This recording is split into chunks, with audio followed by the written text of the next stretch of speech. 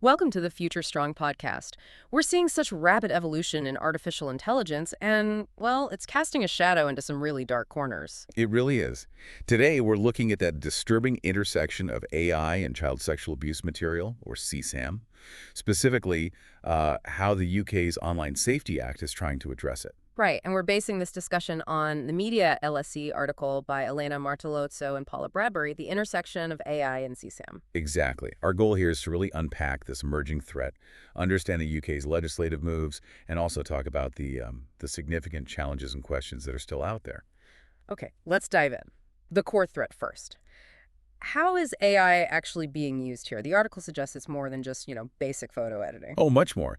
What's particularly concerning, I think, is how AI kind of lowers the barrier. It makes creating these hyper-realistic abusive images, this synthetic media, and it makes it relatively easy. Which could embolden offenders, make Yeah. it more accessible. Precisely. That accessibility and maybe even a desensitization effect in some online spaces, that's a huge worry. Plus, you have AI creating CSAM without direct physical abuse. But the impact is still devastating. Absolutely. The psychological harm, the way it fuels demand, Yeah. it's still incredibly damaging.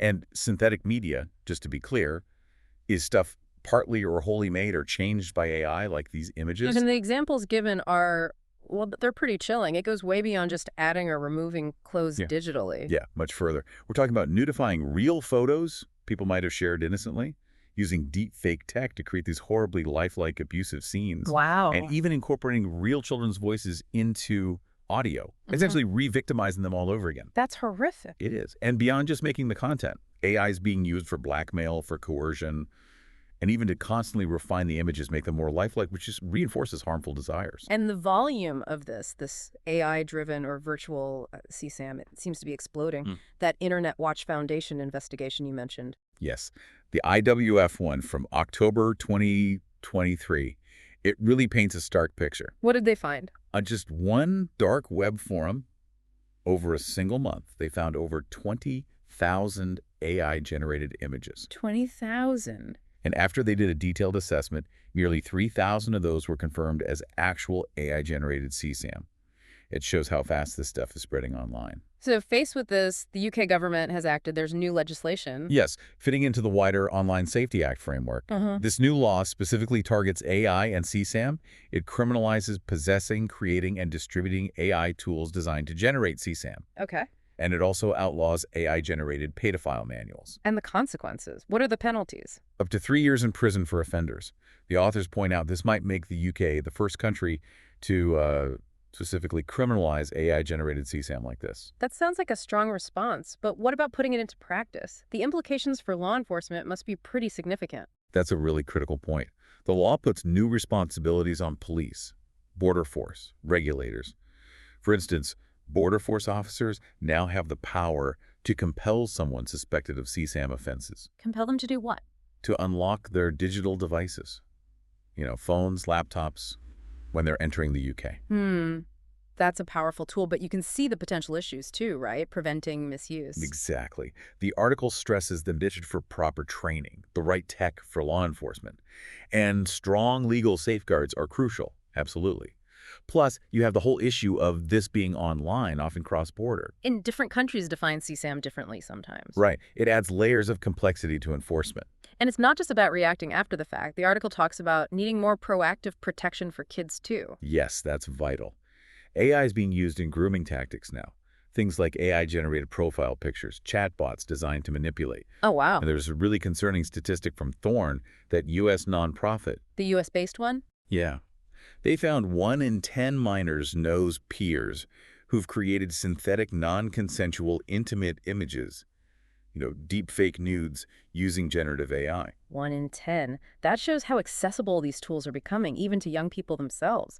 Maybe without them fully grasping the consequences? Which could even lead to criminalization if they create and share indecent images of peers just through lack of understanding. It really brings in the responsibility of the tech companies here. Right. Their role in preventing misuse must be huge. Absolutely fundamental. They need stricter controls to detect and remove this AI-generated CSAM. And the IWF data showed a massive jump in reports of this stuff. A huge jump, a 380% increase in reports. In early 2024, 245 confirmed cases compared to just 51 for all of 2023. And each report could be thousands of images. Exactly. Each one. So Ofcom, the UK regulator, has powers now under the Online Safety Act. But the big question is, will the tech companies actually step up? Will they invest? That's the million-dollar question, isn't it? Will they genuinely commit the resources needed for detection tools, better moderation, easy reporting, 24/7? Ofcom's power relies a lot on the company's willingness to act. The article also brings up a counterpoint, though. Does the legislation actually go far enough? Are there gaps? Yeah, Professor Claire McGlynn's perspective is mentioned. She argues that while criminalizing AI CSAM is needed, it might not be enough by itself. How so? What's missing?